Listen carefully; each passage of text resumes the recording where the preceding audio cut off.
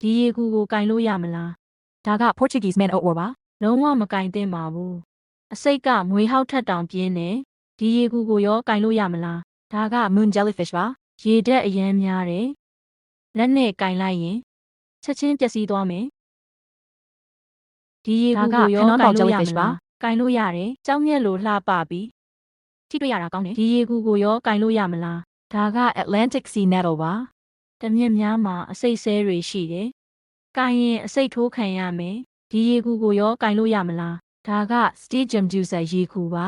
အစိတ်မရှိလို့ကင်လို့ရပေမဲ့ပင်လယ်နက်အောက်ပိုင်းမှာနေတာကြောင့်လူတွေမရောက်နိုင်ဘူးဒီရေကူကိုရောကင်လို့ရမလားဒါက crown jellyfish ပါ လှပပြီးအိမ်မက်ဆန်ပေမဲ့အစိတ်ရှိလို့မကင်ရဘူးဒီရေကူကိုရောကင်လို့ရမလား ဒါက box jellyfish ပါ မကင်ရဘူးတေးစေနိုင်တဲ့အစိတ်ပါဝင်တယ်အစိတ်ထိုးခံရရင်အသက်အန္တရာယ်ရှိတယ်ဒီရေကူကိုရောကင်လို့ရမလား ဒါကစားလို့ရတဲ့ရေကူပါ စိတ်ချလက်ချကင်လို့ရတယ်ကင်ပြီးရင်တော့စားလို့ရသေးတယ်